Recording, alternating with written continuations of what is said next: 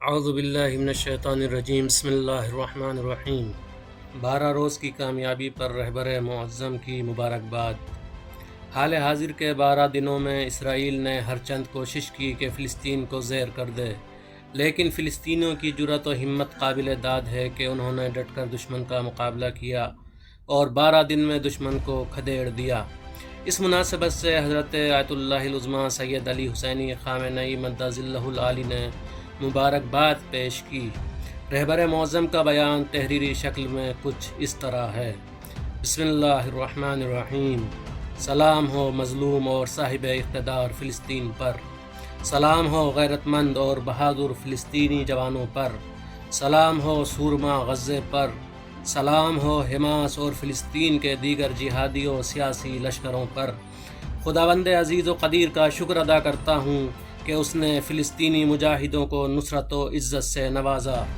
شہداء کی بشارت، ان کے خادمادوں کی تسلی اور زخمی لوگوں کی صحت و سلامتی کے لیے پروردگار سے دعا کرتا ہوں اور اس کامیابی پر فلسطینیوں کو مبارکباد پیش کرتا ہوں۔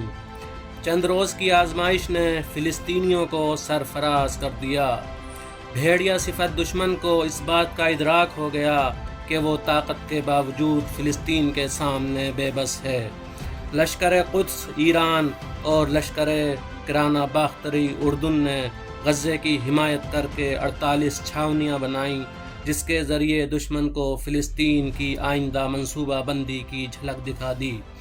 12 دن کی جنگ میں دشمن نے ایسی حرکتیں انجام دیں کہ اگر فلسطین کی مقاومت کا مقابلہ کرے گا تو پوری دنیا اسرائیل کی مخالف ہو جائے گی اور اسے امریکہ کی پشت پناہی سے بھی ہاتھ دھونا پڑے گا۔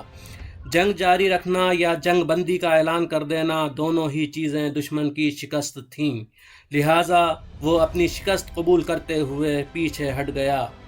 ابھی تو کچھ بھی نہیں ہے، ابھی دشمن اور بھی ضعیف سے ضعیف تر ہوگا۔ فلسطینی جوانوں کی آمادگی، ان کی جہادی قوت اور ان کا مستقل دشمن سے مقابلہ کرنا فلسطین کی قوت میں اضافہ کرتا رہے گا اور غاصب دشمن کو ناتوانی کے دلدل میں دھساتا رہے گا۔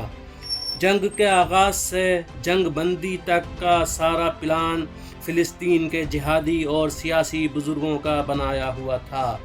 فلسطینیوں کی آمادگی رکنے والی نہیں ہے۔ شیخ جراح کے تجربے دشمن کے مقابل مقاومت کے متعلق تمام فلسطینیوں کے لیے شمع راہ ہونے چاہیے۔ میں شیخ جراح کی جوان مردی کو سلام کرتا ہوں۔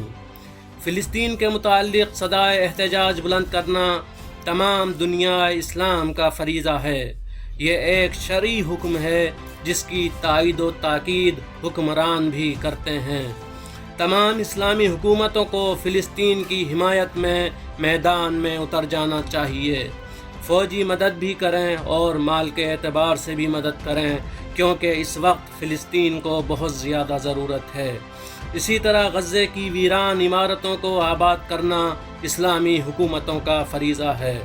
تمام مسلمان حتی الامکان کوشش کریں اور اپنے حکمرانوں سے مطالبہ رکھیں، کیونکہ یہ مطالبہ تمام مسلمانوں کا سیاسی اور دینی فریضہ ہے۔ مسلمانوں کا دوسرا اہم فریضہ شفاق اور ظالم حکومت کو کیفر کردار تک پہنچانا ہے۔ تمام بیدار ضمیر لوگ اس بات کی تصدیق کرتے ہیں کہ ان 12 دنوں میں بے گناہ بچوں اور عورتوں کے قاتلوں کو سزا ملنی چاہیے۔ نتن یاہو کے تمام ظالم عناصر کو عدالت سے سزا دلوانی چاہیے اور یہ چیز خدا کی قوت سے محقق ہو کر رہے گی، کیونکہ خدا کی ذات تمام امور پر غالب ہے۔ والسلام۔ سید علی خامنئی 9 شوال سن 1442 ہجری بروز جمعہ بمطابق 31 اردیبہشت سن 1400 شمسی۔